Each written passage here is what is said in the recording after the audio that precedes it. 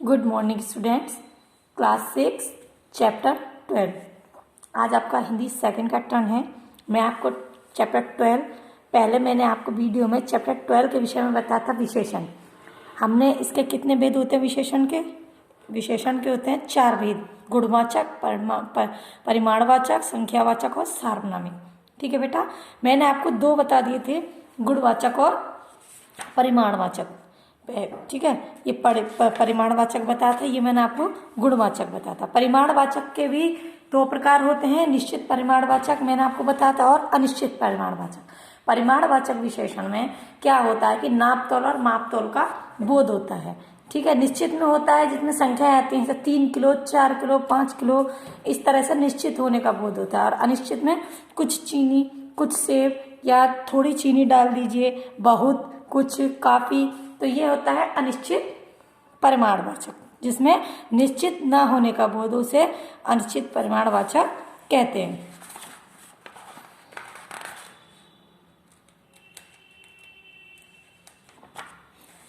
अब हम स्टार्ट करते हैं संख्यावाचक विशेषण। संख्यावाचक विशेषण इसमें भी के परिमाणवाचक, निश्चित परिमाणवाचक, अनिश्चित परिमाणवाचक में तो बेटा मापतोल, नापतोल का बोध होता है।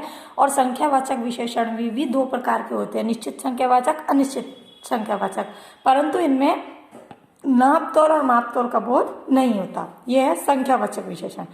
जैसे इसकी डेफिनेशन पढ़ते हैं पहले। जिन विशेषण शब्दों से संज्ञा सर्वनाम की संख्या का बोध हो, उन्हें संख्यावाचक विशेषण कहते हैं। जैसे तुम कितने वर्ष के हो, मैं 12 वर्ष का हूं। तुम कितने वर्ष के हो, उसको पता नहीं है कि वह कितने वर्ष का है। ठीक है, मैं 12 वर्ष का हूं, इससे यह निश्चित है कि मैं 12 वर्ष का हूं। कक्षा में 40 विद्यार्थी हैं, तो यह निश्चित है कि कक्षा में 40 विद्यार्थी हैं। आज 4 विद्यार्थी नहीं आए, तो यह निश्चित है कि आज केवल 4 विद्यार्थी नहीं आए हैं।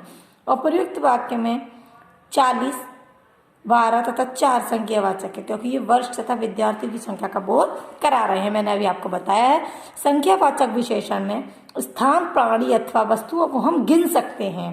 ठीक है, वही निश्चित हो गया। संख्यावाचक विशेषण के मुख्य 2 भेद होता है, भी मैंने आपको बताया था, निश्चित संख्यावाचक और अनिश्चित संख्यावाचक। अब आता है बेटा निश्चित संख्यावाचक। तो निश्चित संख्यावाचक में क्या है, जो अभी मैंने आपको बताया था, जिसमें संख्या होती है, स्थान, प्राणी, वस्तु को हम गिन सकते हैं कि हाँ यह निश्चित है। जैसे ताजमहल आगरा में है, तो यह निश्चित बात है कि ताजमहल आगरा में है। ठीक है, अगर हम ये कहें कि ताजमहल कहाँ है, तो हमें नहीं पता, यह अनिश्चित है कि ताजमहल कहाँ है। ठीक है, स्टार्ट करते हैं हम इसके पहले डेफिनेशन। जो विशेषण शब्द संज्ञा सर्वनाम की निश्चित संख्या होने का बोध कराते हैं, उन्हें निश्चित संख्यावाचक कहते हैं। जैसे बेंच पर 2 व्यक्ति बैठे हैं, तो ये निश्चित है बेंच पर 2 ही व्यक्ति बैठे हैं। हमने 5 गमलों में पानी दिया है, या हमने 5 गमलों में, ये निश्चित है कि हमने 5 गमलों में पानी दिया है। इस तरह के एग्जाम्पल है। मैं 3 दिनों के लिए आगरा जा रहा हूँ। रीमा ने दौड़ में प्रथम स्थान प्राप्त किया। गली में 8वां घर हमारा है। मैं सैकड़ों लोग आए, तो गिनती होती है। ठीक है, तो ये निश्चित संख्यावाचक होते हैं। अगर बेटा अनिश्चित संख्यावाचक, निश्चित परिमाण संख्यावाचक में क्या होता है कि मैंने 2 किलो आलू खरीदे, या मैंने 4 किलो आम खरीदे, तो इस तरह से। और अनिश्चित परिमाणवाचक संख्या में क्या होता है कि कुछ चावल दो, थोड़ी चीनी डाल दो, गिलास में पानी बहुत कम है, तो इस तरह से अनिश्चित परिमाणवाचक हो गया वो। ठीक है, इनमें उसमें नापतोल इसमें केवल गिनती की जाती हैं। निश्चित संख्यावाचक में गिनती होती है, कोई भी वस्तु, स्थान, या किसी जगह का नाम या प्राणी का नाम। ठीक है, अब आता है बेटा अनिश्चित संख्यावाचक विशेषण। तो इसकी डेफिनेशन हम पहले स्टार्ट करते हैं। जिन विशेषण शब्दों से संज्ञा सर्वनाम की निश्चित संख्या के बोध न हो, या जिन विशेषण शब्दों से संज्ञा सर्वनाम के अनिश्चित होने का बोध हो, उन्हें अनिश्चित संख्यावाचक विशेषण कहते हैं।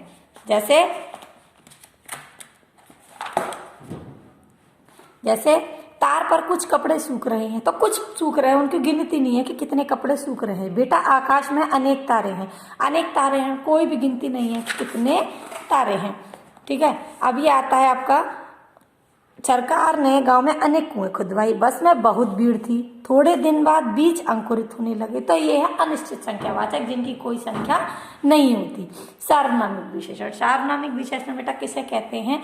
संज्ञा, जो सर्वनाम शब्द संज्ञा से पहले लगा प्रयोग किए जाते हैं, संज्ञा से पहले प्रयोग किए जाने वाले शब्द सार्वनामिक विशेषण कहलाते हैं। जैसे इसकी पहले डेफिनेशन देखेंगे, जो सर्वनाम शब्द संज्ञाओं से पहले प्रयोग किए जाते हैं, अभी मैंने आपको बताया था, प्रयोग किए जाने पर विशेषण का कार्य करते हैं, उन्हें सार्वनामिक विशेषण कहते हैं। जैसे ये कपड़े मैंने धोए हैं, ये कपड़े मैंने धोए। संज्ञा से पहले प्रयोग किए जाने पर, जो सर्वनाम से संज्ञा से पहले प्रयोग कर जाने पर विशेषण का काम करते हैं। जैसे कपड़े, ये विशेषण हो गया, कपड़े क्या हो गया? विशेष। तो इस तरह से जो सर्वनाम शब्द संज्ञाओं से पहले प्रयोग किए जाने पर विशेषण का कार्य करते हैं, उन्हें सार्वनामिक विशेषण कहते हैं। जैसे ये कपड़े मैंने धोए हैं, अच्छा उस अस्पताल में अच्छा इलाज हो रहा है, तो ये विशेषण का काम करता है, ये विशेषण का काम करता है।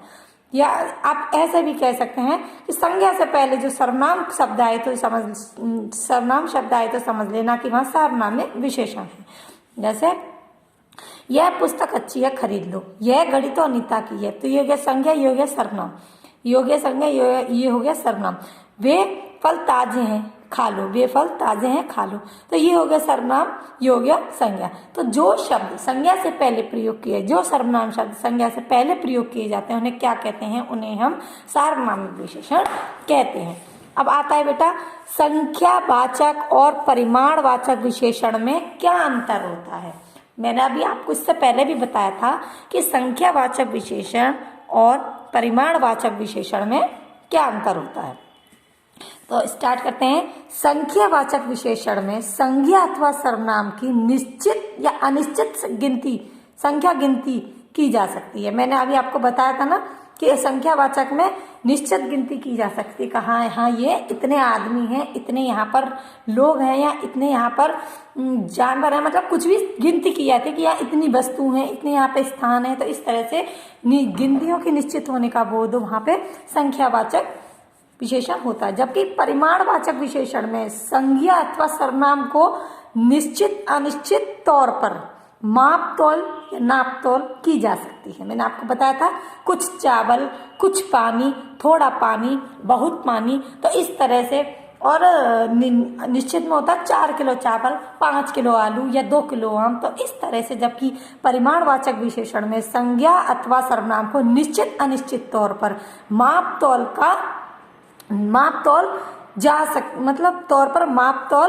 मापा तोला जा सकता है या नाप तौल की जाती है। संख्यावाचक विशेषण में संख्या महत्वपूर्ण होती है। संख्यावाचक में संख्या महत्वपूर्ण होती है, संख्या होती है, पता रहता है कि यहाँ निश्चित है।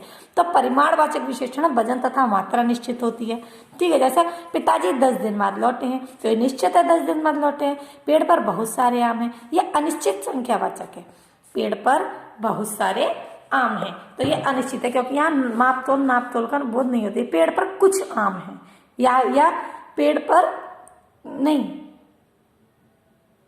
हाँ, पेड़ पर बहुत सारे आम है, तो ये अनिश्चित संख्यावाचक है, क्योंकि यहाँ नाप तोल का वो किलो का हिसाब नहीं है। यहाँ पे किलो माप तोल या नाप तोल का बोध ना हो, वह निश्चित और अनिश्चित सिंपल संख्यावाचक है। और जहाँ पर माप तोल और नाप तोल का बोध होता है, किलो का हिसाब होता है, ग्राम का हिसाब होता है, बहुत कुछ चावल वगैरह इन सब का बोध होता है, वहाँ निश्चित परिमाणवाचक या अनिश्चित परिमाणवाचक विशेषण होते हैं। जैसे ये देखिए, माँ ने पर्दों के लिए 20 मीटर कपड़ा खरीदा था। माप तोल का बोध हो रहा है, यहाँ पे 20 मीटर कपड़ा है, तो क्या निश्चित परिमाणवाचक है।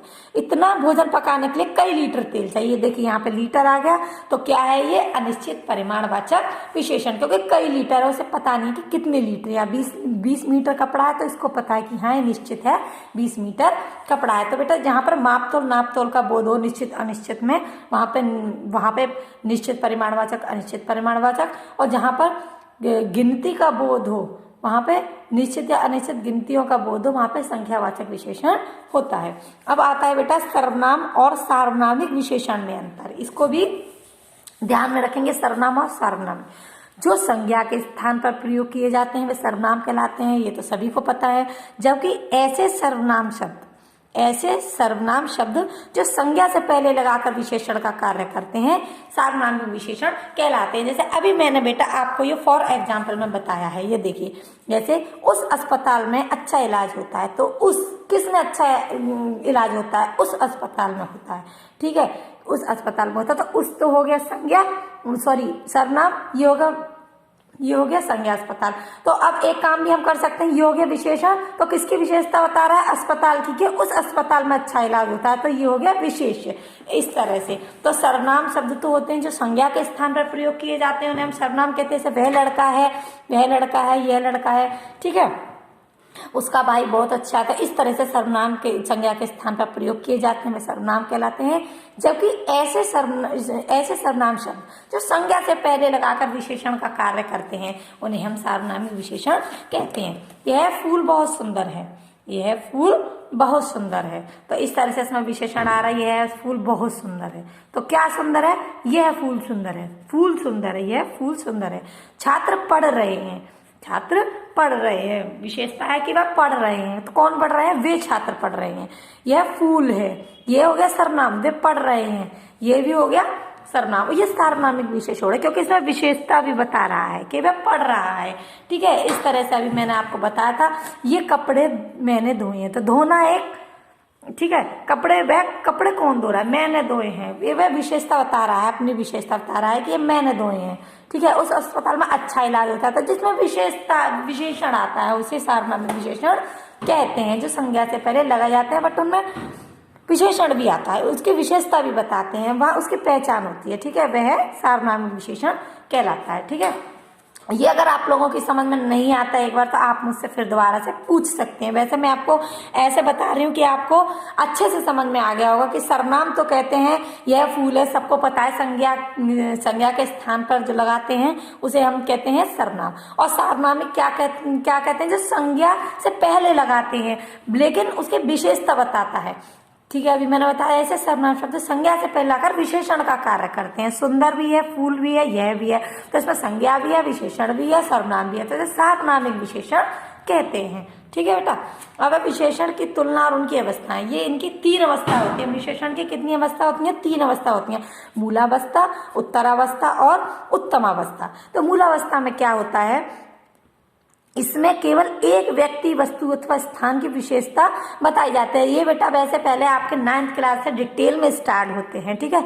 इसमें केवल एक व्यक्ति, वस्तु अथवा स्थान की विशेषता बताई जाती है। जैसे लता मंगेशकर का गायन मधुर, तो मतलब एक व्यक्ति, वस्तु अथवा एक स्थान की विशेषता बताई जाती है, वहां पे मूलावस्था होता है। उत्तरावस्था में 1 से 2 व्यक्तियों की, जिसमें एक व्यक्ति, वस्तु, स्थान को दूसरे वस्तु या स्थान से अधिक अथवा कम बताया जाता है। ऐसे मतलब एक व्यक्ति की तुलना दूसरे से अधिक या ज्यादा की जाती है, उसे क्या कहते हैं, उत्तरावस्था। जैसे लता मंगेशकर का गायन अन्य गायकों से मधुरतर है, तो अन्य मतलब लता मंगेशकर का जो कंपेयर कर रहे हैं अन्य गायकों से कर रहे हैं, ठीक है।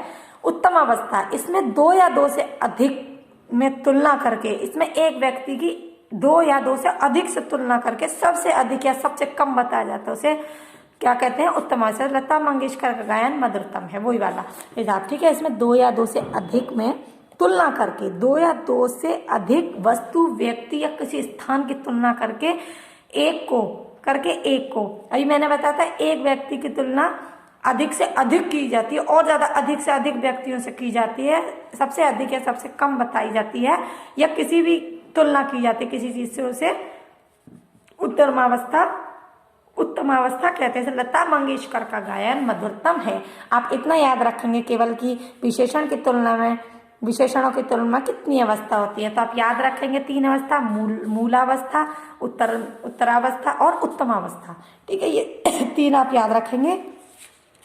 उत्तरावस्था को व्यक्त करने के लिए विशेषण के अंत में तर लगाया जाता है, ठीक है। उत्तरावस्था के अंत में तर लगाया जाती है। उत्तम अवस्था को प्रकट करने के लिए विशेषण के अंत में तम लगाया जाता है। बस इतना ध्यान रखें, उत्तरावस्था में तर लगाते हैं, उत्तम अवस्था में तम लगाते हैं, मूलावस्था में सिंपल रहता है, ठीक है। तम प्रत्यय जोड़ते हैं, उत्तरावस्था में तर, उत्तम अवस्था में तम। ये आपको बेटा अपनी नोटबुक में करने हैं, मूलावस्था, उत्तरावस्था और उत्तम अवस्था, ठीक है। ये मैं टिक लगा रही हूँ मेन पर, सरल, लघु, मधुर, कोमल। ठीक है, सरल। 1 2 3 4 5, 5 ही करने हैं। अधिकतर, अधिकतम, ये तो सबको पता है। मूलावस्था अधिक होती है, उत्तरावस्था अधिकतर और उत्तरावस्था अधिकतम। कोमलतर, कोमलतम। ठीक है, लघुतर, लघुत्तम, सरलतर, सरलतम, सुंदरतर, सुंदरतम। तो इस तरह से संज्ञा से विशेषण बनाना है आपको। ये तो आपको सारे ही करने हैं, ये सारे ही इंपॉर्टेंट हैं। ये आपको नोटबुक में करना है, आपको नोटबुक में करना है। ये करने हैं, ये करने हैं, और क्रिया से भी करने हैं। ये भी आपके अव्यय से विशेषण बनाने हैं। ये आपको सब नोटबुक में करके मेरे पास बेटा सेंड करने हैं। ओके, ये छोटे छोटे टॉपिक हैं जो अभी मैंने पढ़ाया, बिल्कुल वही है। उत्तमावस्था के अंत में क्या लगाते हैं? तम लगाते हैं। उत्तरावस्था के अंत में तर प्रत्यय जोड़ते हैं। तुलना की दृष्टि से विशेषण की 3 अवस्था होती हैं, मूलावस्था, उत्तरावस्था व उत्तमावस्था। ठीक है बेटा, ये हैं आपके क्वेश्चंस। इनके आंसर्स मैं आपके पास भेजूंगी। एक बार आप ट्राई करेंगे इनको फिल करने का एक्सरसाइज। ठीक है, नहीं समझ में आती है तो बेटा मैं फिल करके आपके पास भेज दूंगी। ये आज ये चैप्टर आपका बेटा बिल्कुल कंप्लीट हो गया। इसे आप पढ़ेंगे, रीड करेंगे। अगर फिर भी आपको कोई चीज समझ में नहीं आती है, इसमें कोई भी विशेषण का प्रकार समझ में नहीं आता है, तो आप मुझसे कॉल करके बेझिझक पूछ सकते हैं। ओके बेटा, बस आप संख्यावाचक और परिमाणवाचक विशेषण में अंतर याद रखेंगे। ओके बेटा, थैंक यू।